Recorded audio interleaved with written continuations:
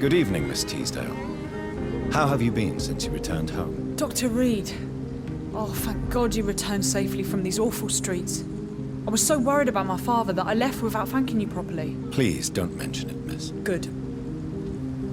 I found him, you know. My dad. Or what was left of him. I think my abductor intended to do the same thing to me. Louise, tell me what you really think about your father's sacrifice to save you. I'm proud he went after me. I forgive him all his harsh words, all his bloody attitudes. I only wish I could tell him how much I loved him. Yes. It can be traumatic, not having the chance to say goodbye to those we love. Yes, Doctor. And there's no treatment for that type of pain, isn't that right? That may be the last thing my father taught me.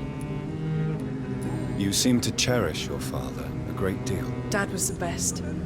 He kept an eye on me, but let me make my own mistakes. Louise used to say, mistakes are the best teacher. You would have liked him. I'm sorry you didn't have the opportunity to say goodbye. That's all right. He's buried in consecrated ground now. Nothing bad can happen to him. Why did your father feel guilty? He seemed so eager to welcome you back, as though he'd done something wrong. Last time we saw each other, we had a terrible argument. I left the house and ended up in a pub.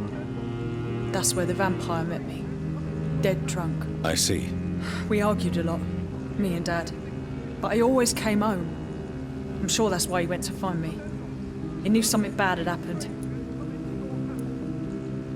Your father never gave up on you. In the end, he risked everything to save the daughter he loved. Yeah, that was my dad. Tough bastard, just like me. Even if I'd broken his leg, he would have gone looking for me. What do you mean? That last argument we had, it was more of a fight, actually. He slapped me and I kicked him hard in the balls.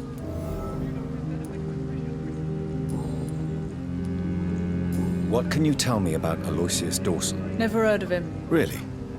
He's very well known in London, throughout the country even. He a big shot or something. Never interested in politics myself. All words and no action. What do you do for a living, Miss Teasdale? Before my kidnapping, I was a waitress in a pub. Now I'm unemployed. Were you fired? No, it's just that after my recent experience, I don't feel like I can go back to my normal life. I need to do something useful. What do you intend to do? Dad always told me, Louise, if you want something, don't stop until you have it. I did my research and I found it.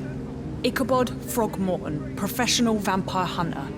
I'll be his apprentice. Be very careful, Miss Teasdale. You are lucky to escape death once, but vampires lurk everywhere. You killed my kidnapper by yourself, didn't you? No offense, Doctor, but you're just a doctor. I don't see why I couldn't do the same. What can you tell me about this area? I've never really liked this part of town. It was where my father wanted to live. I won't remain here much longer. What exactly don't you like about it? People here are contemptuous and elitist. My dad always said, Louise, always treat people like you want them to treat you. Do you need my medical attention, miss? I don't need your help specifically. I can assure you there are many competent doctors around. I have no doubt about it, but I'm offering you my help anyway. All right then, but please leave me alone for now. Goodbye, Miss Teasdale, and be careful. Until we meet again.